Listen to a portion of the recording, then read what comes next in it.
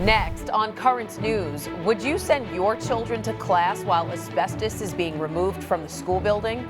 And empty streets in Italy as cases of coronavirus surge. Now churches are forced to cancel Mass just as the Lenten season begins. A Brooklyn parish has a unique way of showing their Catholic faith, using steel pan to worship, and it's all part of their Black History Month celebration. I'm Tim Harfman, and I'll have the story. Plus, a heartwarming story of inclusion, the story behind Brooklyn's newest Night of Columbus. Your news starts right now.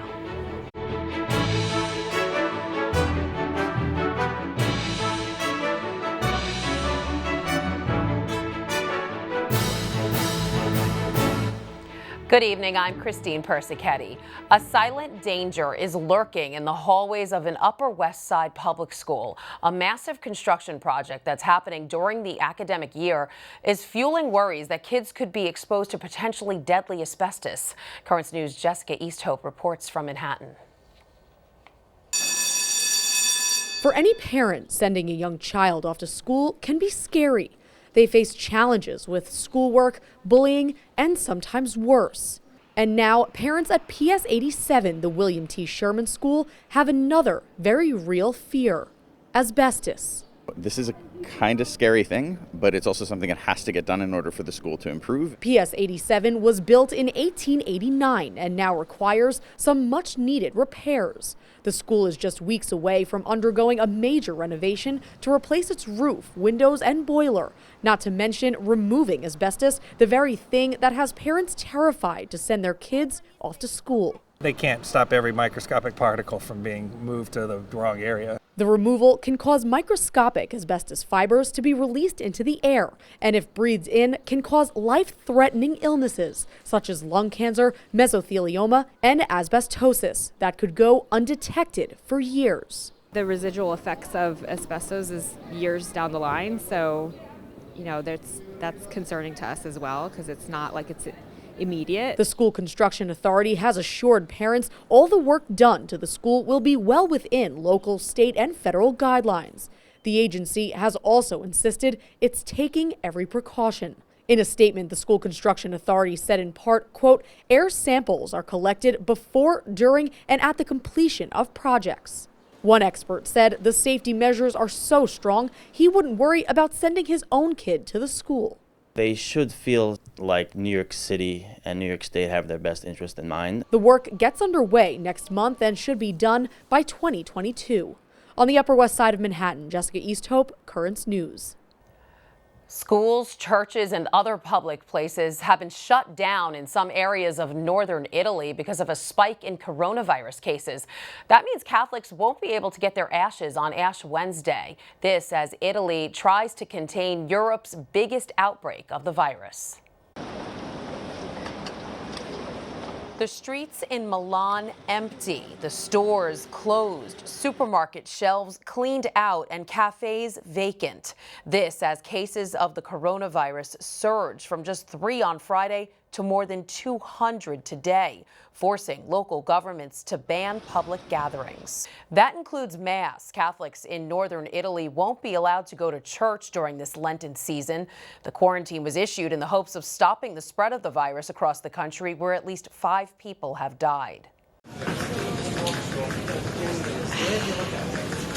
At the airport in Milan, travelers are getting their temperatures checked before entering security lines. Novel coronavirus cases have been spreading quickly outside China's borders. Me and my mother and parents, friends are worried, very worried. There's concern in South Korea, where cases have also surged to more than 830, prompting a national red alert. A religious group is at the heart of the spike in cases there. Hundreds have contracted the illness. A former member says the nature of the group makes it easy for a virus to spread. They're packed together like sardines in one area. They're forced to sit line in line, and literally your knees will be touching the other person's knee. Meanwhile, here in the U.S., the Centers for Disease Control and Prevention updated its coronavirus tally, saying there are now at least 53 confirmed cases. That's up 18 since Friday. The new cases are all from the Diamond Princess cruise ship, whose passengers recently released from quarantine in Japan have now come home.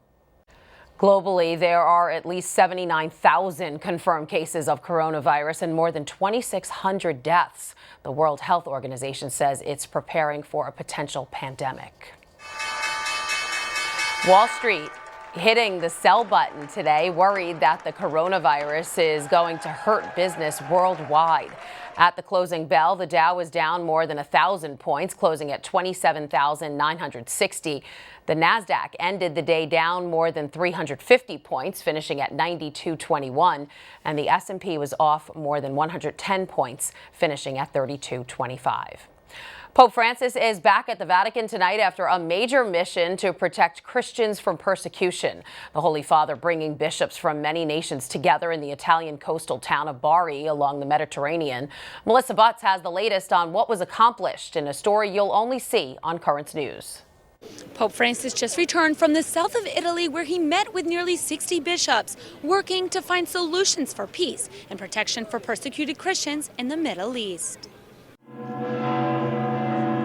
The Pope condemned war and violence while speaking to Catholic bishops from North Africa, Europe, and the Middle East. He met them in Bari to conclude a 5-day synod-style meeting seeking solutions for peace in the Middle East.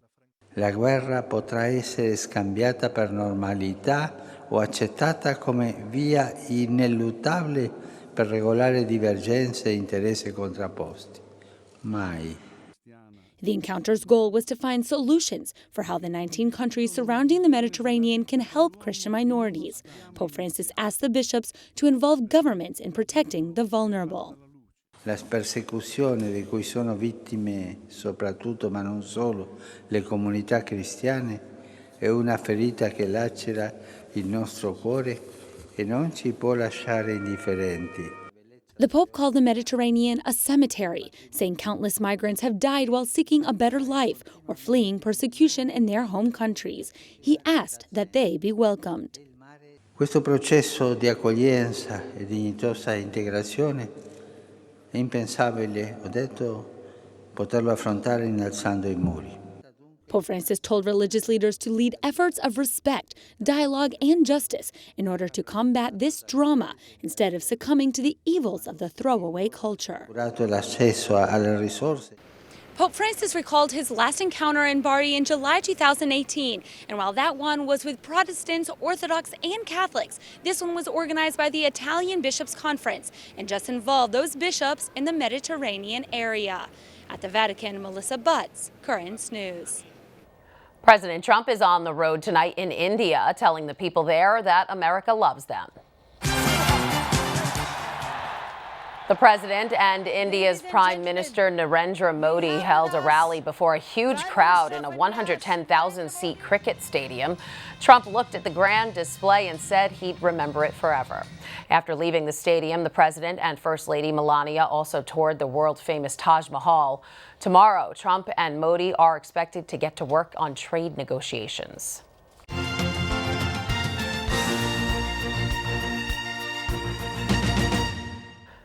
Bernie Sanders is riding a wave of momentum tonight after his big win in Nevada on Saturday. He's telling supporters the Democratic presidential nomination is within reach.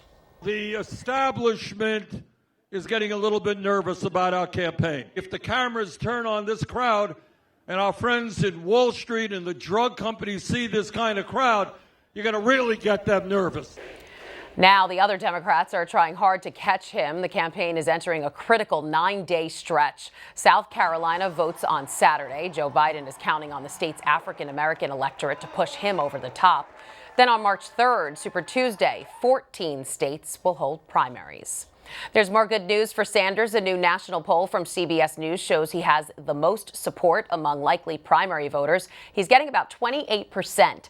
Senator Elizabeth Warren and Joe Biden are in a statistical tie for second place, about 10 points behind the frontrunner. Mike Bloomberg and Pete Buttigieg are the only others hitting double figures. Tomorrow, 7 candidates will take the stage in South Carolina for another debate. Harvey Weinstein is guilty of rape and a criminal sex act, a verdict that could put him behind bars for 29 years. The once powerful Hollywood producer learned his fate in a Manhattan courtroom this afternoon. The jury found Weinstein not guilty of the top charges of predatory sexual assault and first-degree rape, which could have put him away for life.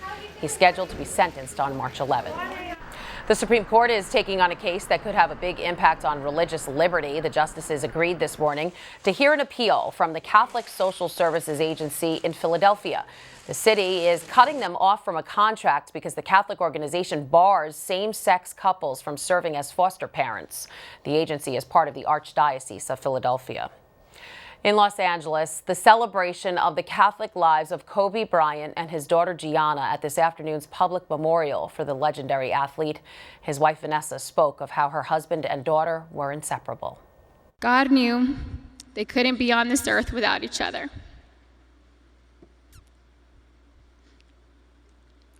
He had to bring them home to heaven together.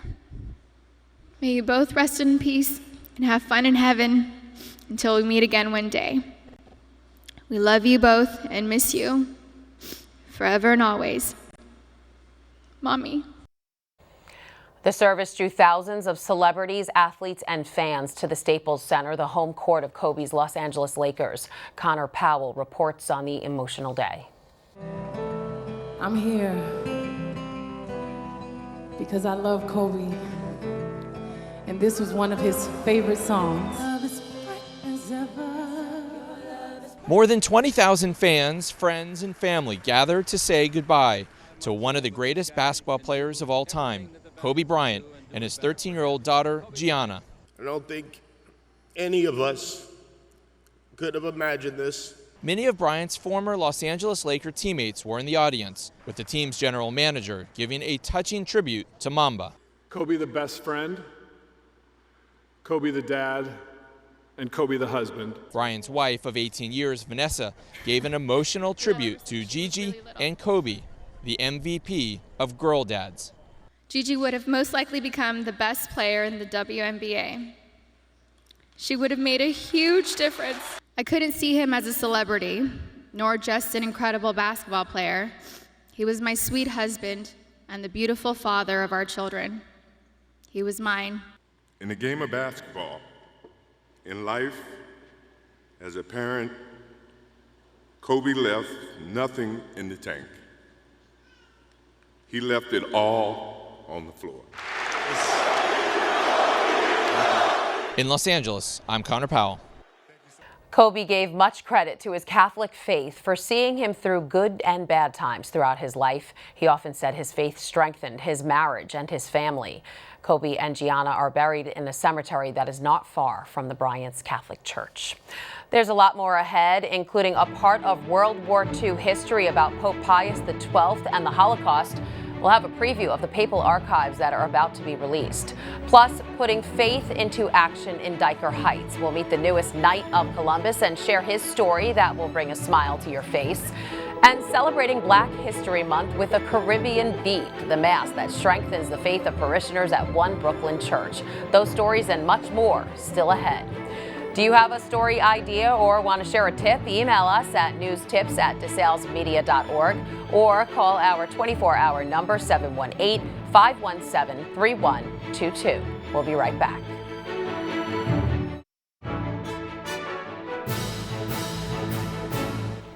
The right arm of the Catholic Church is stronger now in Brooklyn, thanks to a faithful man with special needs who always wanted to be part of the Knights of Columbus. Jessica Easthope reports from Dyker Heights that the new knight and his friends are marking a special occasion. Those were the days, right? This room is full of people all celebrating a milestone birthday for someone close to their hearts. That might not seem extraordinary, but the person they're celebrating is. On Saturday, Robert Rubino turned 50. His party was held at the Archbishop John Hughes Council's headquarters in Dyker Heights. Robert has a developmental disability and doesn't speak a lot, but all you need to see is the smile on his face to know how he feels about his birthday. It means a lot to Robert. He's been anxious all week. All I've heard all week was birthday, birthday, birthday. Linda Rubino, Robert's mother, has been affiliated with the Knights of Columbus as a Columbiette for decades, and her son has attended many of their events at her side. Then, just a few months ago, Robert was inducted as a Knight. If we dream or we try, things do happen. And I've always tried to have him reach for the stars. Joe SBARRA, Deputy Grand Knight of the Archbishop John Hughes Council, says that through Robert, he can see what the organization is all about. I think it's putting faith in action. I think it's what we are about as Knights. Our first principle is charity. Robert's birthday is remarkable for a number of reasons, but especially so because he shares it with his sister Kathleen. They were born on the same day, 10 years apart, and despite the age gap, they grew up like twins. To this day, they remain inseparable. And now there's another family Robert belongs to, the Knights. He helps out at fundraisers as much as he can. Maybe he can carry a basket or something, but that's okay. That's enough. For his friends, family, and now the Knights, Robert will always be enough. Happy birthday to you. In Diker Heights, Jessica Easthope, Currents News. Just days away from the beginning of the Lenten season, the Holy Father has released an urgent message to his flock. The Pope says all Catholics need personal conversion to confront Satan and avoid a hell here on earth. He also warned the faithful not to take this time of preparation for granted, saying, "Keep your eyes fixed on the outstretched arms of Christ crucified. Let yourself be saved," over and over again. In 1 week, the secret documents on Pope Pius XII will be revealed. Critics have long attacked the World War II Pope for not doing enough to stop the slaughter of millions of Jews during the Holocaust. One of the people who has fought to clear his name is Gary KRUPP, co-founder of the Pave the Way Foundation, which helps promote interfaith understanding. And welcome, Gary. Your organization has done a lot of research on the actions of Pope Pius XII during World War II, including reading these documents that are coming out. You say you did a lot for the Jewish people. Can you outline some of what you found? Well, we've actually been working on this since 2006. Wow. And we discovered exactly how the disinformation program, which was done by the Russians, February of 1960, they started a disinformation program to attack the Roman Catholic Church and Pius XII to destroy his reputation. And the fact is that everybody who lived through the war had one impression of him, but everybody was born after the war, and a lot of these so-called historians had an entirely different impression. And this is something I grew up hating him. My wife and I are Jewish, and we realized that we were told a lot of things about him. And then when we started, because of our relationship with the Holy See and with the Vatican, and we were shown documents and saw evidence that was incontrovertible. It was astounding. Like what? What did he do for the Well, I mean, it started from the early 20s. We have the handwritten notes where he despised Hitler, and he called him a scoundrel and capable of trampling on corpses. He was warning the Vatican about this. Why do you think these documents have been unavailable for so long? It's not the documents. What it is the archives. Oh, right. The archives. Now, for example, what is now was the secret archives, which was really a misnomer. It was the secret was actually private. Private archives of the Pope, now called the Apostolic Archive. These are going to be open along with all of the archives, the Secretary of State, many, 6 of them, in fact.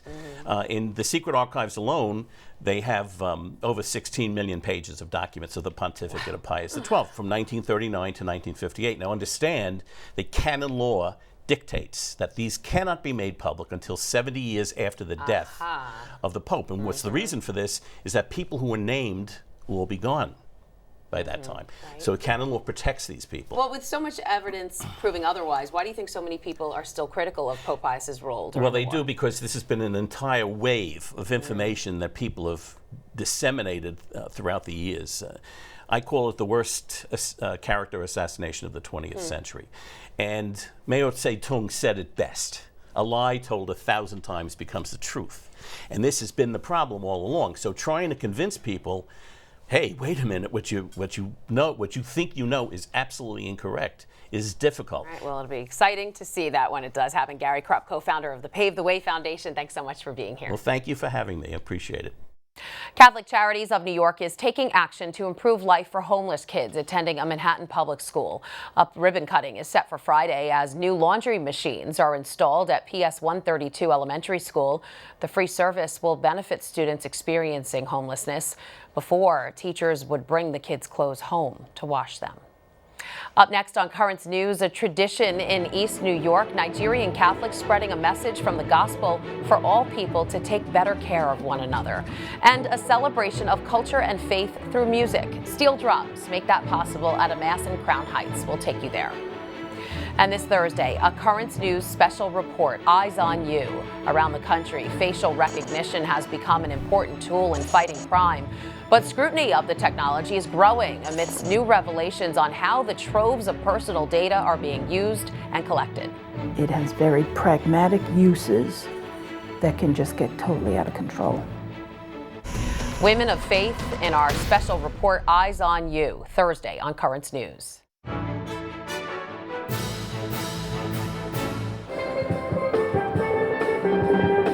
A beat brought back from the homeland. These drums are helping the Diocese of Immigrants celebrate their ancestors and their strong Catholic roots. During this Black History Month, we are taking a look at many different cultures. Among the Caribbean people, the tin of a steel drum reminds Catholics of an unbreakable faith that is ingrained in their culture. Tim Harfman has that story from Crown Heights. A Caribbean vibe meant to bolster culture and Catholic faith in Brooklyn. At St. Matthew Church in Crown Heights, Chris and Colleen CHASTEAU play steel pans to express themselves. I see the steel pan as kind of like my voice through worship. It's a great way to tie in my culture with my Catholic faith as well. The brother-sister duo use the instruments each Sunday to honor their ancestors from Grenada while bringing back memories of the West Indies for Catholics from the island. It reminds them of back home and also gives them that kind of comfort in a place of worship. Particularly during this time as they celebrate Black History Month. It's great that we have a month devoted to that. The recognition of how many things that we've been able to accomplish. For me, remembering everyone before us and what they fought for, and that there's a lot of culture that, you know, a lot of people, we don't really hear about. A culture Father Frank Black says was misunderstood when people started arriving from the Caribbean. They thought we were almost like a different population. I said, no, it's Africa, that's where we all come from. Eventually hitting the right note in supporting one another. It just shows to me how powerful God is, that he can take people who have been victimized and turn them into a blessing for so many people. A blessing of using music to remember history while building pride for their heritage. In Crown Heights, Brooklyn, Tim Harfman, Currents News. And finally tonight, the Diocese of Brooklyn also remembered its immigrant roots this weekend as the Nigerian community honored their journey to the U.S. by celebrating the Holy Family's migration into Egypt and away from King Herod. Auxiliary Bishop VATICAN MROZIEWSKI, who presided over the Mass, speaks about the immigrant experience here in Brooklyn. The immigrants are welcomed to the Diocese of Brooklyn, not only from Nigeria, but from the other countries as well. And Nigerians pay attention and are very thankful for this welcoming. The liturgy featured hymns in English, Latin, and African dialects, as well as traditional Nigerian drums. The congregation also dressed in traditional attire. That is Currents News. I'm Christine PERSECUTED. Thank you for joining us because we are putting your faith in the news. Hope to see you again next time.